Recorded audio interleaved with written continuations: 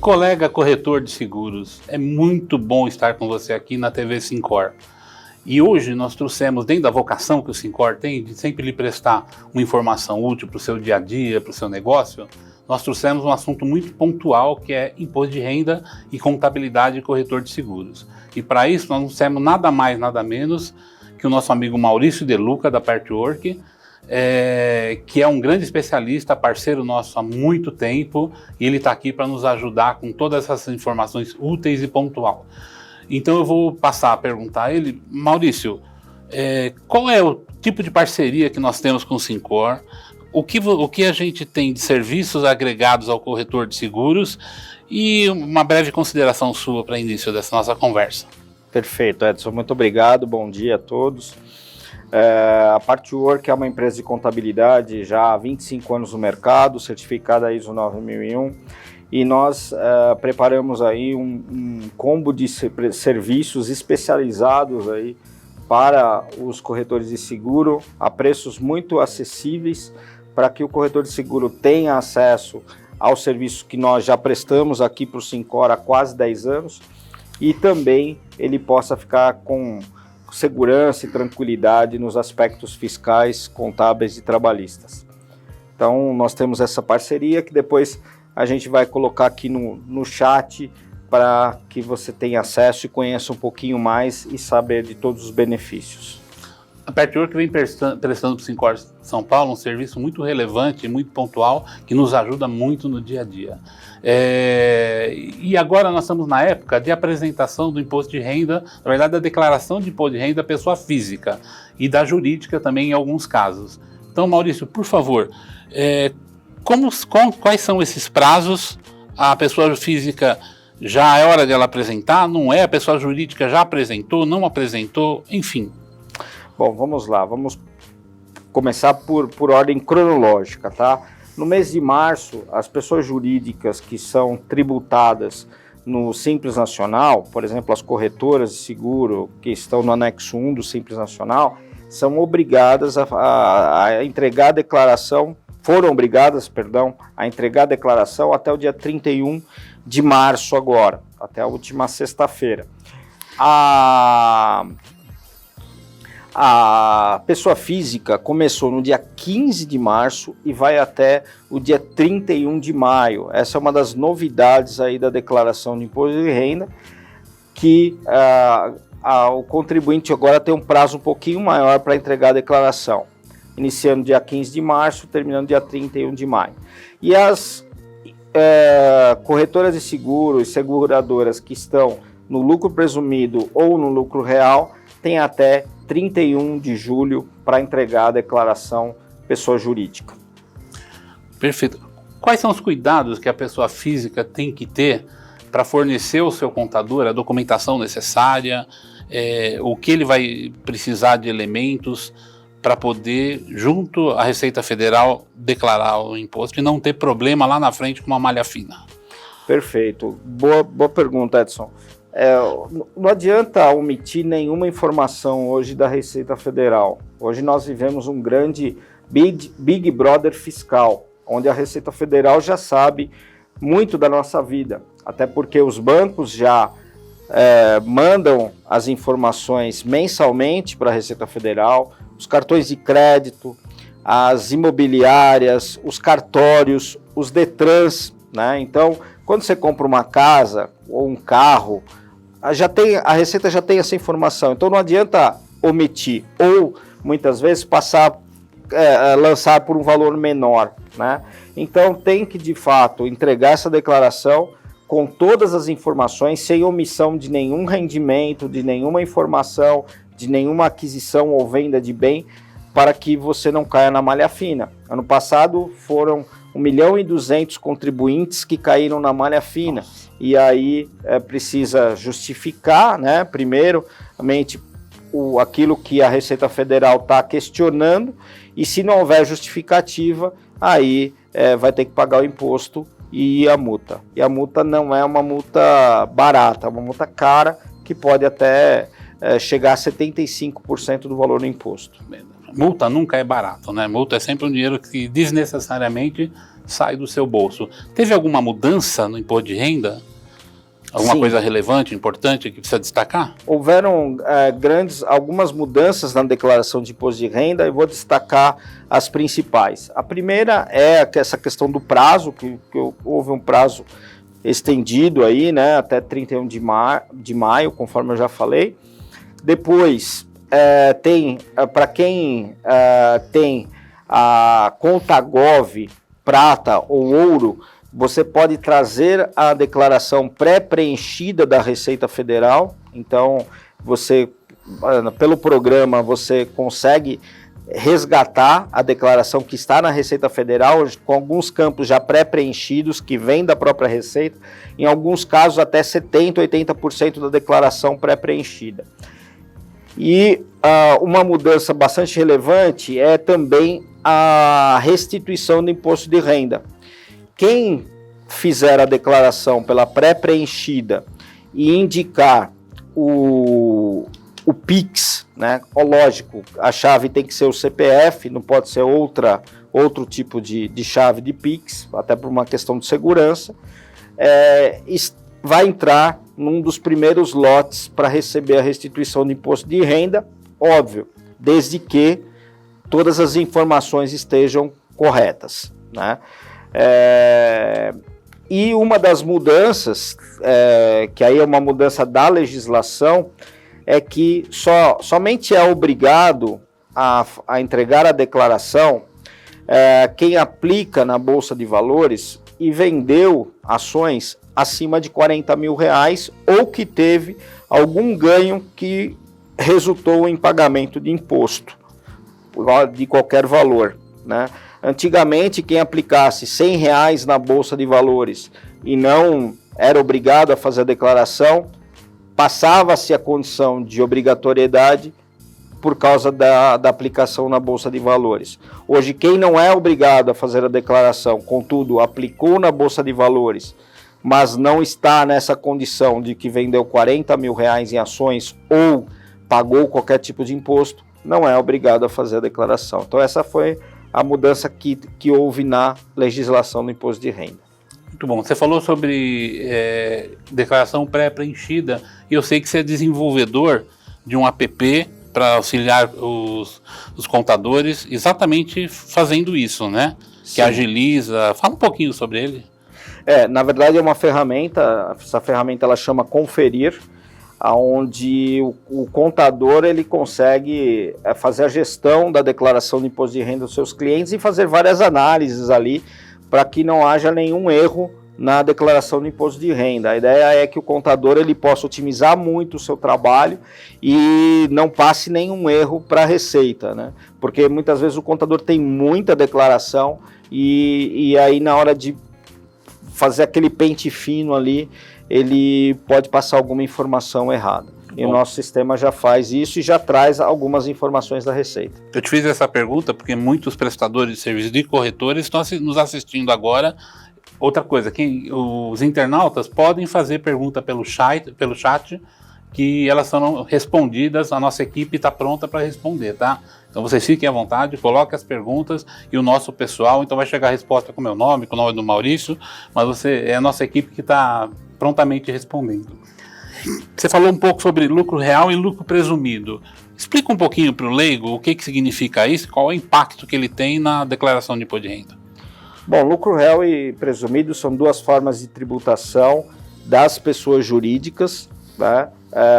Hoje não são formas para corretoras de seguro que é vantajoso econômica e financeiramente, exceto aquelas que têm um faturamento acima de 4 milhões e 800, que não pode estar no Simples Nacional, que está tanto no lucro presumido ou no lucro real. Geralmente, corretor de seguro acima de 4 milhões e 800 está no lucro presumido, porque o lucro real é totalmente desvantajoso para o corretor de seguros. Mas são duas formas de tributação, aonde você paga o imposto de renda, a contribuição social pelo lucro, em cima do lucro.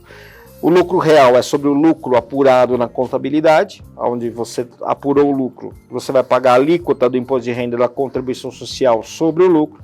E o lucro presumido, o próprio nome já diz, a Receita Federal presume que aquela atividade tem um percentual de lucro. Por exemplo, no caso de prestadoras de serviço em geral, inclusive corretores de seguro, 32%. Então, calcula-se o lucro presumido com o faturamento bruto vezes 32%. O resultado aí desta equação aplica-se a alíquota do imposto de renda e da contribuição social. E além desses dois impostos, tem também o PIS e COFINS, que é 3,65% no lucro presumido sobre o faturamento e 9,25% do lucro operacional no lucro real. Maurício, você tem bastante experiência com contabilidade e corretores de seguros, né? Sim. Quais são as principais dúvidas que o corretor tem nesse momento da declaração de imposto de renda? Uma das principais é, por exemplo, como é que ele consegue lançar os rendimentos dos sócios, né? Primeiramente, o recomendável é que os sócios da corretora tenham Prolabore, porque se você não tiver o Prolabore e for fiscalizado, por exemplo, pelo INSS, o INSS ele pode tributar 100% dos dividendos, né? E segundo, você tem que ter uma boa contabilidade para que você possa justificar a origem desses dividendos, que é o lucro, né? Se você não tiver um lucro contábil, a Receita Federal ela não aceita essa informação dos dividendos, que é hoje um rendimento isento e não tributável, né? E é um grande benefício para o empresário.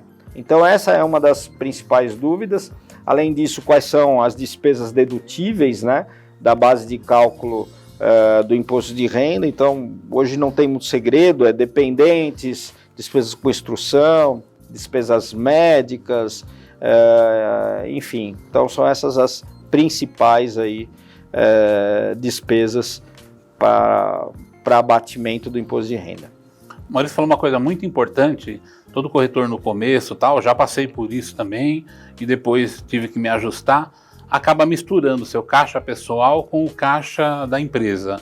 Então é importante o Prolabore para que você destine esse valor para a sua conta de destino final do sócio e depois que seja feita as suas despesas pessoais na sua conta pessoal, nunca na conta jurídica. Está correta essa afirmação? Correto, Edson. É bom ter esse desmembramento até para você saber o custo da sua corretora e o seu custo de vida, né? Porque como é que você vai fazer uma análise das suas despesas e poder cortá-las se você muitas vezes não contabiliza isso de forma adequada? Então, primeiro tem que ter um controle adequado, colocar o que é conta pessoa física na pessoa física, o que é da jurídica na jurídica e fazer a contabilidade de uma forma correta. Perfeito. Nós tivemos durante muito tempo algumas corretoras que não recolheram a tributação de forma devida. E aí teve alguns programas do governo, houveram alguns programas do governo, e o principal foi o Refis, que foi exatamente para compartimentar todas essas, tem um outro termo, né? Na verdade é para consolidar todas essas dívidas atrasadas com o governo e fazer um refinanciamento disso. Isso ainda existe, os corretores que aderiram ao Refis devem sair, devem quitar, devem parar de pagar, existe alguma possibilidade de um novo Refis? Fala um pouquinho para a gente sobre isso, que isso é importante e a categoria há muito tempo já se preocupa com isso. Então, hoje não tem nenhum Refis aberto com as regras dos Refis anteriores, onde existia um prazo longo para poder parcelar essa dívida e também anistia de multa e juros, né? Hoje tem um parcelamento administrativo de 60 meses, onde é feito direto aí na Receita Federal ou, dependendo de como estiver o estágio da dívida, na Procuradoria-Geral da Fazenda Nacional. Então, recomendável primeiro, não atrasar, para quem tem um refis, não atrasar o refis, porque esse refis já tem uma vantagem muito grande em relação a outros programas, porque teve ali de 70% reduzindo a 50% de anistia da multa e juros, ou seja, uma redução da multa e juros, né? Do principal, obviamente que não. E também um prazo longo para pagamento. Se você deixar de pagar 3 parcelas, por exemplo, você perde, e toda essa anistia que você obteve até essa data, ela também é perdida. Então a dívida ela volta e aí a Receita Federal vai fazer uma consolidação para verificar o quanto que você pagou e descontar dessa dívida atualizada. E aí você só vai ter 60 meses para poder fazer o pagamento com 20% de multa e mais os juros pela taxa Selic. Perfeito. Outra vitória muito grande também, que o Sincor colaborou muito e as entidades colaboraram, foi com o advento do Simples Nacional. O Simples hoje a gente escuta falar muito que ele tem alguma ameaça, alguma mudança, inclusive também a tributação sobre dividendos, ela tem alguma novidade. Fala um pouquinho para a gente, por favor, sobre o Simples e sobre essa tributação. Perfeito. Bom, muito bem lembrado, Edson, porque uma das questões aí para você não perder o benefício do Simples Nacional é você estar adimplente perante a Receita Federal. Isso não significa, obviamente, que se você atrasou um imposto, um DAS do mês passado, no mês retrasado, você não possa regularizar lá na frente. Mas o recomendável é não deixar virar um ano, né, com essas dívidas. Você pode até parcelar, mas não ficar inadimplente, porque você pode ser excluído do Simples Nacional e aí você vai para o lucro presumido ou para o lucro real e aí vai ter todos os impostos que eu mencionei anteriormente. Então o Simples realmente é um dos impostos mais baratos, não é um imposto barato, né? Mas é um dos mais baratos que nós temos. Para quem tem uma folha de pagamento alta, tem o benefício de não ter que pagar o INSS patronal, que pode chegar até 28,8% da folha de pagamento, então isso é uma vantagem. E você disse em relação aos dividendos. Os dividendos, há um projeto de lei na Câmara dos Deputados para tributar os dividendos. Esse projeto ele sempre ia para votação, voltava, ia para votação, voltava. Contudo, nesta reforma tributária que vai ter, é muito provável que os dividendos comecem a ser tributáveis. Isso, o atual ministro da Fazenda, ele tem falado bastante sobre isso. Tanto o ministro anterior falava sobre isso, o antigo presidente, o atual também falam sobre isso. O Brasil é um dos poucos países que não tributam dividendos no mundo. Então, isso é muito provável que vai ter essa mudança e vai tributar os dividendos. A gente não quer ser alarmista, mas qual o impacto que pode gerar isso financeiramente no bolso da gente? Olha, se acontecer, evidente. Se os dividendos eles tiverem o mesmo tratamento que o Prolabore, que o salário, ele vai cair na tabela progressiva do imposto de renda, que pode chegar até 27,5% de imposto. E aí, obviamente, vai ter que fazer um ótimo planejamento tributário para tentar reduzir ao máximo possível essa conta que pode chegar. Entendi. Tem que fazer uma reengenharia financeira para a gente entender qual é o melhor regime, qual é a melhor tributação e assim por diante, né? Exatamente. É muito comum o corretor, não só o corretor, todo tipo de empresa, no final do ano, juntar 2, 3 caixotes de documento e falar, contador, tá aqui, ó, faça meu imposto, não é isso? Não sei se acontece mais isso. Hoje acontece talvez até virtualmente, né? Quais são os cuidados que o corretor tem que ter durante o ano todo para chegar no fim do exercício com uma documentação robusta que permita ao contador fazer de forma tranquila toda a análise de conta dele, fechar balanço, apresentar imposto de renda. Dá algumas dicas para o corretor que está nos ouvindo aí, para a gente não ser pego de última hora. Sim, é o que eu sempre digo para minha equipe. A gente só consegue produzir um trabalho bom quando a gente tem uma matéria-prima boa. Então, às vezes, vem o cliente, olha, está aqui toda a minha documentação, preciso de um balanço para a semana que vem. A qualidade desse serviço, muitas vezes, acaba não sendo adequada. Então, o recomendável é que, mensalmente, separa toda a documentação contábil, mande para o seu contador, mesmo que seja de forma virtual, porque hoje em dia você consegue tudo em PDF, manda isso de forma virtual e pede para ele contabilizar sim, porque os dividendos da sua empresa dependem dessa contabilização. Muitos profissionais da área contábil falam, a empresa está no Simples Nacional, não precisa de contabilidade.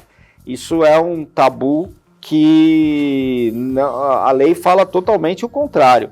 A empresa, para distribuir dividendos, ela precisa levantar os balanços. Isso é Código Civil brasileiro, não é nem lei tributária. Então, tem que ter um cuidado muito grande, porque ser empresário no Brasil, vocês sabem, né, muito melhor do que eu, uma função realmente para herói. E se não tomar cuidado, pode virar um pesadelo. Muito bom. Ficou só uma dúvida minha quando você falou com relação a Prolabore. Como que o corretor deve instituir um Prolabore na empresa? Qual é o tamanho desse Prolabore? Como ele deve pagar isso? Se é mensalmente? Se é a cada saque? Como que isso pode impactar contabilmente e não dar problema para ele lá na frente? O Prolabore é o salário do empresário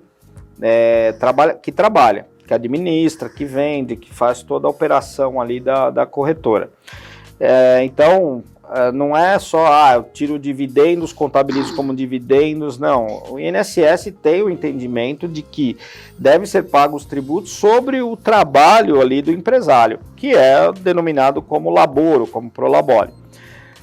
Esse Prolabore, ele pode ser de um salário mínimo, pode ser de 10 salários mínimos, aí depende muito da sua pessoa física e o quanto tempo falta para você se aposentar pelo INSS. Até para que quando você se aposentar, você não tenha um rendimento baixo, né? Porque hoje a aposentadoria ela é calculada por todo o seu tempo de serviço, né? Há uma decisão recente do Supremo Tribunal Federal que não é só os últimos 20 anos, e sim a toda a sua vida, né, de contribuição. Porque tinha gente que, obviamente, reduzia o seu ganho para 2, 3 salários mínimos, e na hora de se aposentar, se aposentava por 2, 3. Só que durante toda a vida profissional dele, ele contribuiu com 10 salários. Então, tanto que muitas pessoas estão entrando na justiça para poder fazer esse recálculo. O recálculo da vida toda, né? Tem um nome assim. Exato. Perfeito, é uma decisão recente aí do Supremo Tribunal Federal. E o Prolabore, o que eu declaro de Prolabore, existe uma incidência de INSS que eu pago sobre ele. INSS e imposto de renda retido na fonte pela tabela do imposto de renda. Contudo, assim, é o recomendável, né? Porque você vai estar fazendo conforme a lei diz que deve ser feito o desmembramento do ganho do empresário entre o que é Prolabore e o que é dividendos. Corretor, esse assunto é muito longo, nós poderíamos ficar aqui uma semana falando. O que nós estamos fazendo hoje? Estamos dando para vocês uma pincelada geral por conta do imposto de renda e da declaração agora. Mas isso é um trabalho que tem que ser perene, tá? Então as informações elas vão ter que ser sempre renovadas. Então, para a gente encerrar, eu gostaria de duas coisas. Que você falasse um pouquinho sobre quais são os controles contábeis que a corretora deve ter, de forma genérica. E você não ia sair de graça aqui, né, Maurício? Você tem alguma novidade para a gente, para ajudar o corretor? Claro. Bom, os controles, um bom controle financeiro, hoje existem softwares baratos de mercado. Vou dar exemplo de 2 aqui, que a gente utiliza bastante lá na nossa empresa, que é o OMI e o Conta Azul. São 2 softwares que são baratos e que integram com a contabilidade. Isso acaba facilitando a comunicação com o escritório contábil e também a qualidade da prestação de serviço. E também você também ter um controle gerencial e administrativo de toda a sua empresa, sabendo todas as regras fiscais, contábeis e trabalhistas. Não que você tenha que ser um expert, não que você tenha que ser um especialista em cada área, mas se orientar com um bom contador, com um bom advogado, para saber quais são os seus direitos e suas obrigações. Muitas vezes a gente vai fazendo as coisas pelo costume. Então, todo mundo faz assim e tal. E depois que dá problema, é que a gente acaba remediando. Então, a prevenção é sempre o melhor remédio, né? Como diz um corretor amigo meu, o seguro só é caro quando eu não preciso usar, né? Então, a contabilidade também, ela só é cara quando você não tem multa e não precisa usar. Ok. O meu filho fala uma coisa muito interessante, que o cliente fala para você, mas eu não usei o seguro. Usa, todo dia você usa. Você não tem sinistro sempre, mas você usa sempre. E a contabilidade é a mesma coisa, você tem que estar sempre com a tua contabilidade em dia, porque se você não tomar cuidado hoje, vai dar um reflexo lá na frente. E antes da gente começar a live, eu pedi para o Maurício, falei, Maurício, esse contato que a gente tem com você, ele é muito bom, ele é muito produtivo. Dá uma ajuda para a gente, dá alguma coisa aí que a gente possa estar mais tempo falando com você e tá mais vinculado. O que a gente está estudando? Passa em primeira mão aqui para o corretor de seguros. Ainda não está implantado, mas nós estamos trabalhando nisso. Conversando aqui nos bastidores com o Edson, e o Edson me fez um convite, logo prontamente aceito, da gente pensar em fazer perguntas e respostas aí nesse período de declaração de imposto de renda. E aí, obviamente, tendo você sinalizando aí no chat, a gente já marca uma segunda data e aí a gente faz isso de forma frequente aí até o final da declaração e depois pode desenvolver isso não só para a área contábil, mas para outras áreas, chamar aqui outros especialistas, Perfeito. Né? Para que, obviamente, tenha uma prestação de serviço, além da prestação de serviço que o Syncor já faz hoje, que é certificado digital, a Câmara de mediação, enfim, e outros serviços que vocês fazem assim de uma forma excelente e que muitas atividades, né, não têm esse tipo de prestação de serviço que o Syncor faz. Então, parabéns a vocês aí do Syncor.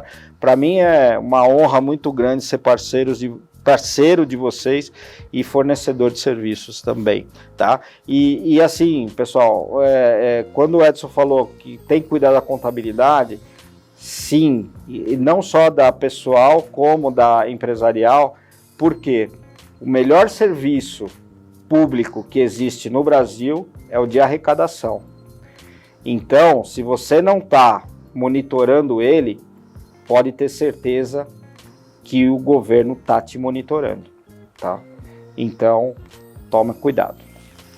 Maurício, obrigado, tá? Foi uma honra te receber aqui, obrigado por ter dado a dica aí da Câmara Sim, da C-Syncor. Nós temos vários produtos e vários trabalhos feitos para o associado, tá? Então, você que não é associado ainda do Syncor, não deixe de ser. Tem muita vantagem, nós temos o Conec esse ano, que é um evento maravilhoso, com conteúdo fantástico, vocês vão gostar muito, nós estamos nos esmerando aqui para ser o melhor Conec de todos os tempos. Tá? Estaremos lá no Conec. Opa, você vai estar com o stand lá, né? Sim. A gente só espera ser superado pelo próximo Conec. Então vocês participem desse que vai ser o melhor e vai perder para o próximo, que vai perder para o outro. Então, na verdade, a ideia é sempre melhorar, tá?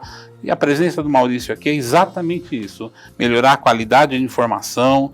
E o Syncor, Maurício, agradece muito a você, tá? Esperamos poder estar muito tempo junto e assim que tiver alguma novidade com relação aos trabalhos que vão ser perenes aí, de perguntas e respostas, você vai saber pelas nossas redes. Muito obrigado, esperamos vocês no próximo na próxima TV Sincor, na próxima live. Corretor, a nossa conversa continua no chat, tá?